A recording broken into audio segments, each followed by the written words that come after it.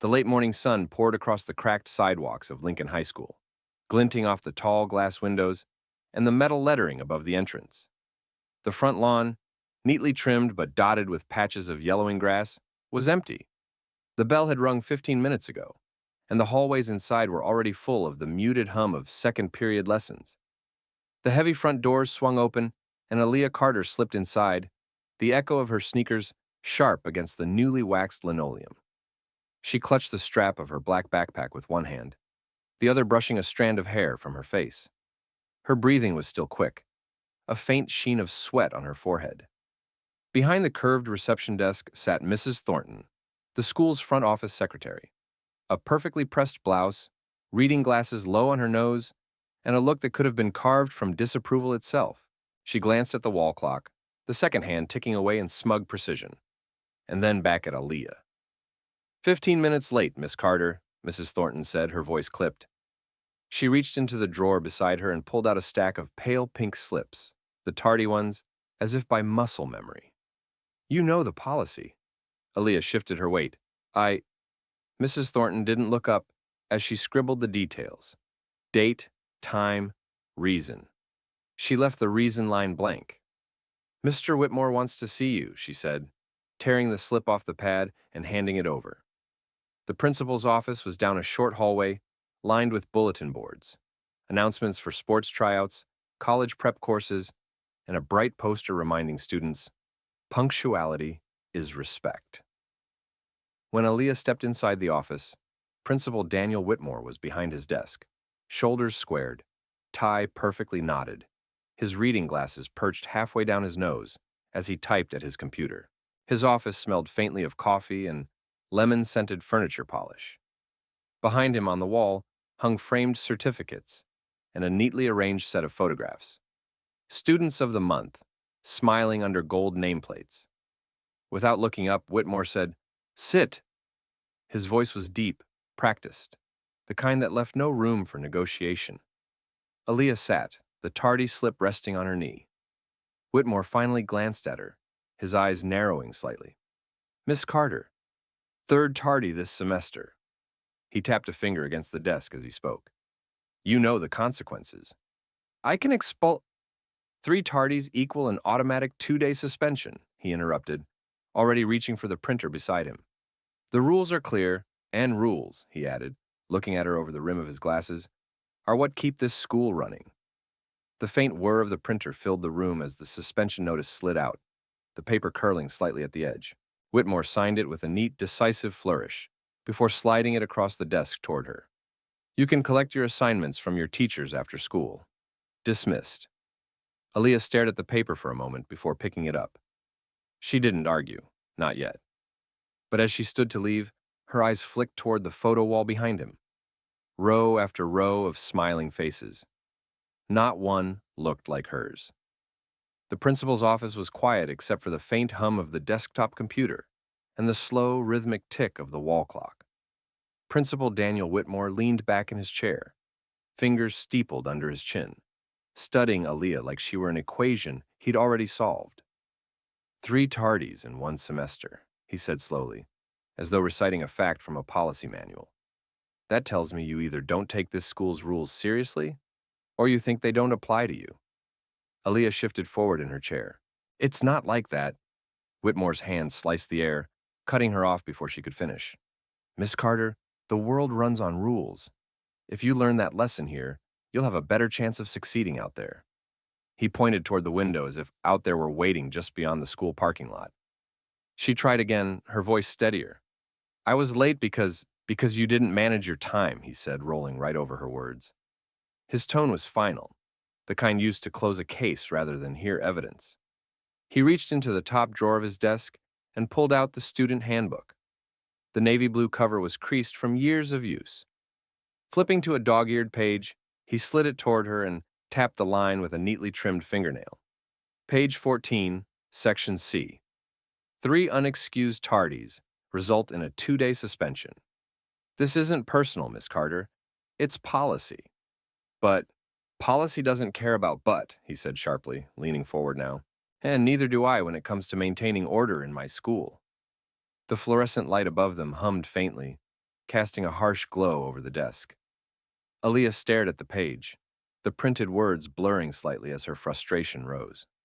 She could feel her heartbeat in her throat, but she forced herself to stay still, to keep her voice from shaking. Whitmore clicked a pen open and signed the printed suspension notice with crisp, deliberate strokes. You'll serve your suspension starting tomorrow. 2 full days. I expect you to use that time to reflect on your choices. He slid the paper toward her, like it was an unavoidable sentence.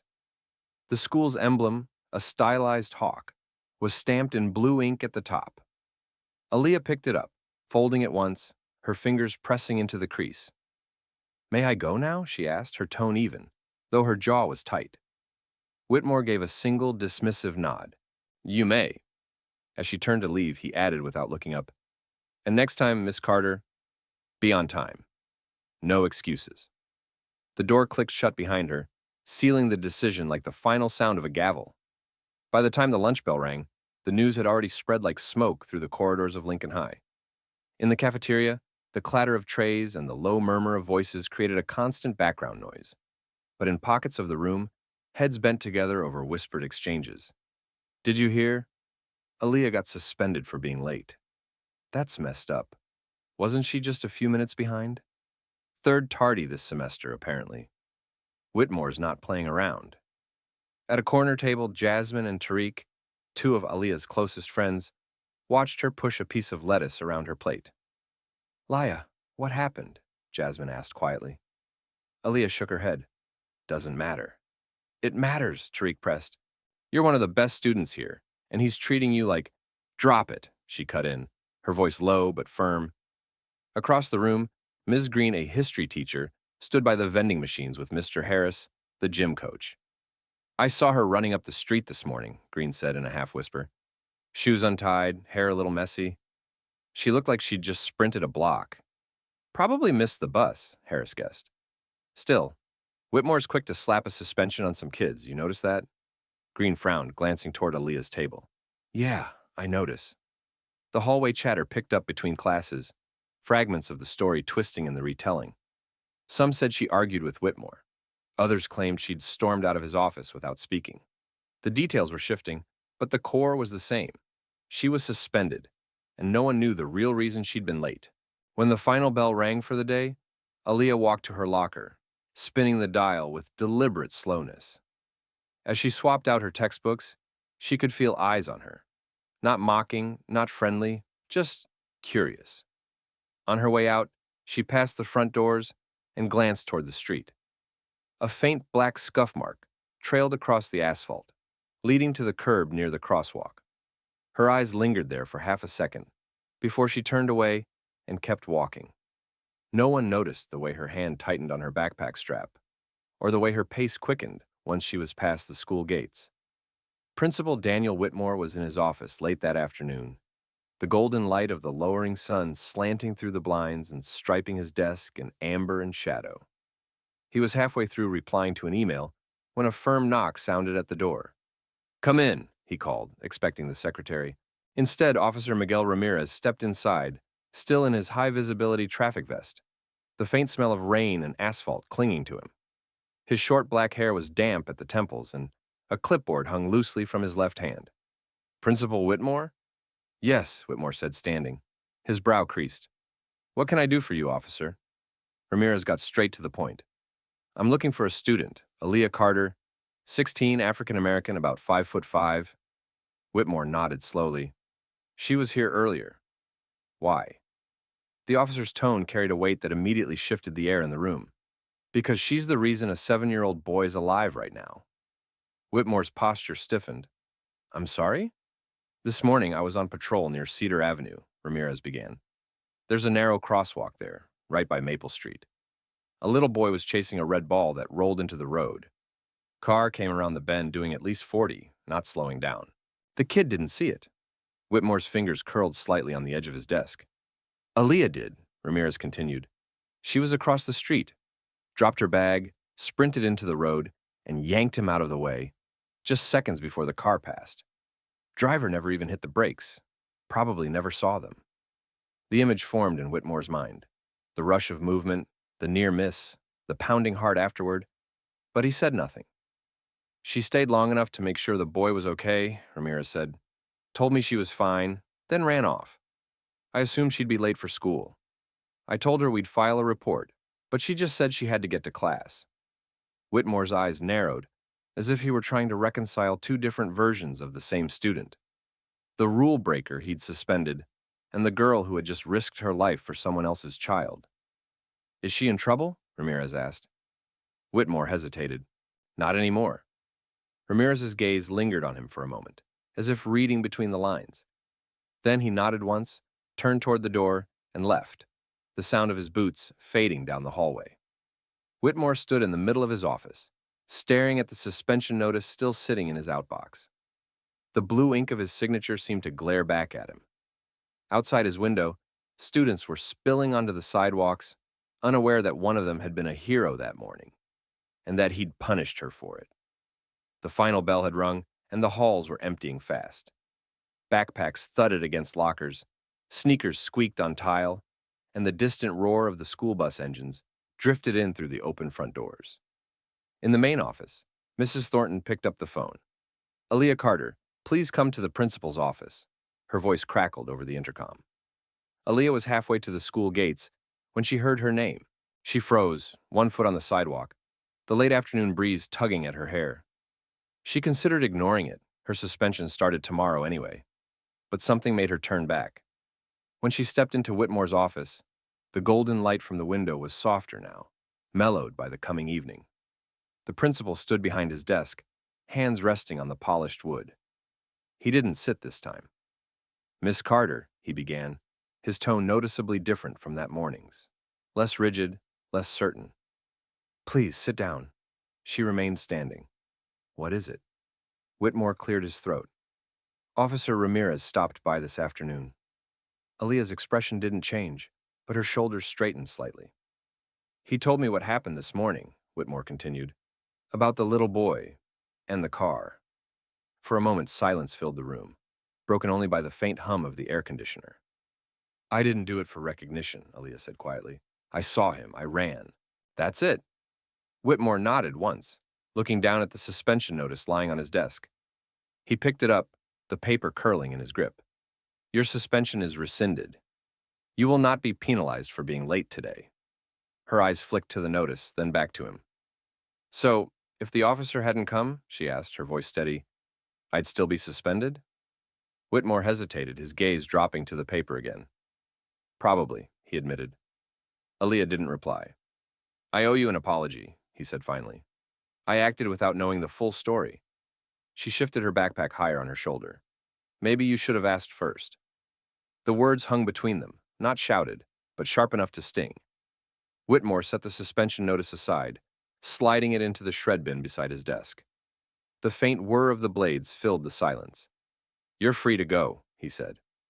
Aaliyah turned toward the door, pausing just long enough to glance back at the wall of Student of the Month photos. Still not a single face that looked like hers. Yet. She left without another word, her footsteps light but deliberate in the empty hallway. The next morning, Lincoln High's halls buzzed with the restless energy of a Friday. Lockers slammed, laughter echoed, and the scent of cinnamon rolls from the cafeteria drifted faintly through the corridors. In the main office, Principal Daniel Whitmore stood by the PA microphone, a sheet of paper in his hand. The morning announcements usually took less than 3 minutes, a rundown of club meetings, sports scores, and lunch menus. But today, his voice carried a different weight. Before we begin with today's announcements, Whitmore said, his voice slightly amplified and echoing into every classroom, I'd like to recognize a student for an act of extraordinary bravery yesterday morning. A ripple of curiosity moved through the building. In room 203, heads lifted from notebooks. In the gym, basketballs stopped bouncing. Yesterday, a young child's life was saved because one of our students acted without hesitation, Whitmore continued. While on her way to school, Aaliyah Carter pulled a 7-year-old boy out of the path of a speeding car. The driver did not stop. Without Aaliyah's quick action, we might be talking about a tragedy today. In the front row of her homeroom, Aaliyah sat very still, her pencil resting against her notebook. Every pair of eyes in the room shifted toward her. I've asked Miss Carter to come to the office, Whitmore said. Aaliyah, please join us now. The low murmur of voices followed her as she walked the hall, her sneakers squeaking softly against the floor. When she stepped into the main office, a small crowd was waiting. Mrs. Thornton at the reception desk, two teachers, and Officer Ramirez, smiling faintly in his traffic vest. Whitmore stood in front of them, holding a cream-colored certificate in a black frame. Aaliyah, he said, looking directly at her, yesterday morning, I acted before I knew the full story. I judged the situation, and you, without asking questions. For that, I owe you an apology. You deserve recognition, not punishment. He extended the certificate. The bold lettering read, Lincoln High School Commendation for Bravery. A camera clicked, the same one used for the Student of the Month wall. Whitmore gestured toward it. Let's get your picture for the front hall display. As the flash went off, Aaliyah stood straight, the certificate in her hands. Her face was calm, her eyes steady. Not the wide-eyed expression of a student thrilled to be honored, but the composed look of someone who knew recognition didn't erase what had come before. The office staff clapped softly, and Ramirez gave her a nod that said more than words could. When she left, her photo was already being printed for the wall. This time there would be at least one face in that row of frames that looked like hers. By the last bell, the Friday hum had mellowed into a softer buzz. Students drifted out in clumps, voices echoing down the wide steps of Lincoln High. The autumn sun hung low, casting a warm gold over the courtyard. Aaliyah sat beneath the old oak tree near the edge of the lawn, her backpack propped against the trunk. A few friends gathered around her, Jasmine stretched out in the grass, Tariq leaning back on his elbows. You're famous now, Jasmine teased, holding up her phone with a picture of Aaliyah holding the bravery certificate. This is all over the school's Instagram. Aaliyah smiled faintly but didn't take the phone. It's nice, she said, but it doesn't change what happened yesterday morning. Tariq tilted his head. You mean Whitmore? I mean how quick he was to decide who I am, Aaliyah replied, picking at a blade of grass between her fingers. If Officer Ramirez hadn't shown up, I'd still be suspended. No one would have asked why I was late. They would have just assumed. Her friends were quiet for a moment, letting the truth of her words settle. Across the courtyard, the front office door opened. Principal Whitmore stepped outside, a folder under his arm. He paused for a moment, his eyes scanning the courtyard until they landed on the oak tree. Their eyes met briefly across the distance. For just a second, something unreadable passed across his face. Not quite guilt, not quite pride, but something in between. He gave a small nod before turning away toward the parking lot. Inside the school, in the front hall, a new frame had been hung among the Student of the Month portraits. The photo showed Aaliyah standing straight, certificate in hand, sunlight from the office window touching her hair. She didn't know if that photo would change anyone's mind. Maybe it would just be another picture on the wall that people passed without a second glance. But for her, it was proof that the truth had made its way through the noise. This time. As the sun slipped lower, she slung her backpack over her shoulder, stood, and walked toward the gates with her friends. The day felt lighter than the one before, but she knew the lesson wasn't hers alone. Somewhere in the principal's office, Whitmore would be looking at that wall and remembering the moment he realized that rules and justice weren't always the same thing.